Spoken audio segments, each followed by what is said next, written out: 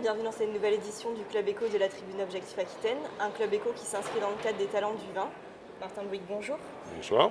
Merci d'être venu sur le plateau du Club Éco et félicitations pour le prix. Vous avez reçu le prix Talent de l'année avec votre épouse Mélissa. Expliquez-nous ce qui vous a poussé à faire l'acquisition du Château Montrose. Le goût du Château Montrose, du vin, Oui. pas le terroir. D'abord le vin, en tant que consommateur, moi j'ai très jeune appris à aimer le vin par mes grands-parents, mon père, ma famille, ma mère. Et on a depuis toujours, de temps en temps, sorti des bonnes bouteilles pour boire ça en famille, et toujours avec beaucoup de plaisir. Et puis il y a une quinzaine d'années, à l'occasion d'un voyage en Californie avec mon épouse et mes enfants, mon épouse est américaine, on a chez des amis pu boire un Montrose 89 qui venait d'être livré, tout fraîchement produit. Et je suis une fois de plus tombé sous le charme de Château Montrose et j'ai même été subjugué. Et depuis, j'ai acheté tous les ans du Château Montrose par plaisir de Château Montrose. Et un jour, on m'a dit, il y a 10 ans, « Ah, mais peut-être tu pourrais, est-ce que ça t'intéresserait de faire l'acquisition d'une propriété comme Château Montrose ?» Je n'ai même pas cherché à réfléchir, j'ai dit tout de suite oui. Je n'étais jamais allé à Saint-Estèphe, je ne connaissais pas, je ne connaissais rien à cet univers. Et c'est comme ça que les choses se sont faites, un peu, voilà, par le coup de cœur. D'accord. Et pouvez-vous nous faire une photographie du Château Montrose aujourd'hui? Il me semble que c'est 70 personnes, un peu moins de 70 personnes. Oui, il y a 70 personnes, 95 hectares cultivés environ, une propriété qui est d'un seul tenant, ce qui est assez rare à Bordeaux, sur la rivière, donc un emplacement magnifique. Et puis un vrai défi, puisque mon prédécesseur, l'ancien propriétaire, Jean-Louis Charmolue, est un homme qui avait le goût du très bon vin, qui a fait du très bon Château Montrose, avec beaucoup de talent, comme les 89 et les 90, les 82 et bien d'autres.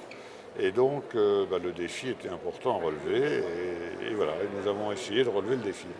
Donc, il s'agit d'un véritable investissement financier, avec notamment un chai splendide, mais c'est aussi un investissement humain, parce que le Château Montrose, c'est une aventure familiale. Vous êtes associé avec votre frère Olivier, votre épouse Mélissa.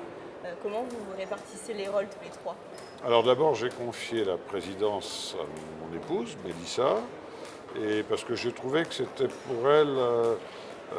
d'abord, nos enfants sont maintenant grands, ils ont leur propre vie, et c'était pour elle une responsabilité nouvelle.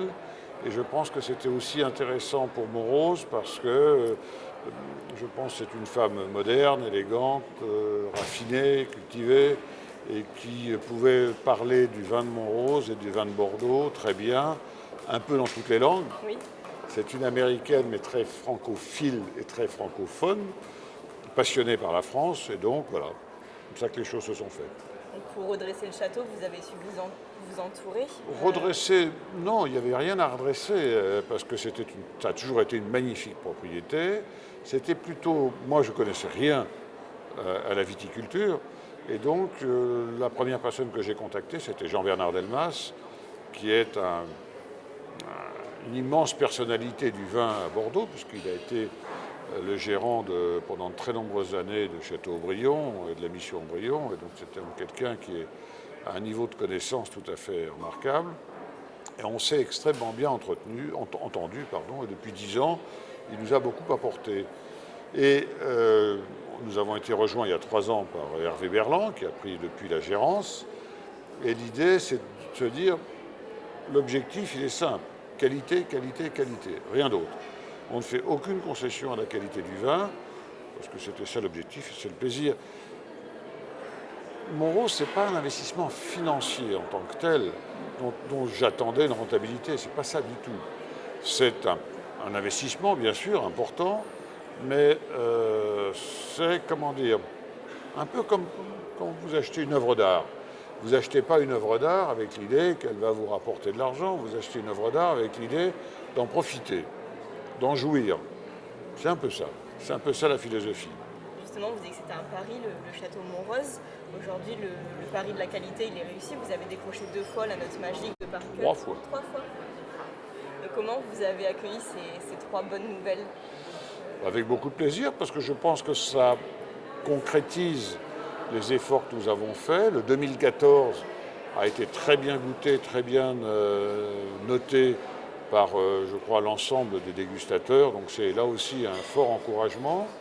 J'ai acheté dans le même temps une deuxième propriété qui n'est pas loin de Château-Montrose, qui est à 1 kilomètre, qui est Tronquoy-la-Lande, et avec lequel nous avons aussi fait un travail qualitatif. C'est un cru bourgeois, mais avec lequel nous avons fait un travail qualitatif aussi très important. Et donc, avec ces 2 propriétés, nous avons 2 offres différentes, une très haut de gamme et une autre de gamme intermédiaire, mais de très belle réussite. Et alors une dernière question sur les développements durables. Je sais que le Château Montrose a vocation à être un modèle en la matière. Quelle est votre stratégie environnementale? Alors, l'idée repose sur une réflexion simple. Quand on fait un produit magique, comme du très bon vin, qui finalement est destiné au plaisir, on doit essayer de faire en sorte que l'empreinte sur l'environnement et la planète soit la plus discrète possible, voire si possible, ne pas en laisser du tout. Donc la première chose auquel je me suis attaqué, ça a été les bâtiments, l'énergie nécessaire au fonctionnement des bâtiments, avec tous les équipements très sophistiqués que nous avons mis en place. Tout est entièrement climatisé, hygrométrie, température contrôlée, dans une architecture pure 18e bordelaise. Mais nous produisons nous-mêmes notre énergie à travers des panneaux solaires et un ensemble géothermique, et nous produisons plus d'énergie que nous en consommons. Donc déjà de ce point de vue, ce premier objectif a été atteint. Le deuxième objectif maintenant va de pousser la propriété à faire un chemin pas à pas vers quelque chose de bio, c'est-à-dire que là aussi, à travers l'emploi de produits phytosanitaires, on laisse de moins en moins d'empreintes et qu'on retourne vers une agriculture plus naturelle. Martin Bouygues, merci. Merci D'être passé sur le plateau. Bonne fête de la fleur. C'est gentil. Merci. Quant à moi, je vous donne rendez-vous dans un prochain numéro du Club Éco. Merci de nous avoir suivis. Merci beaucoup.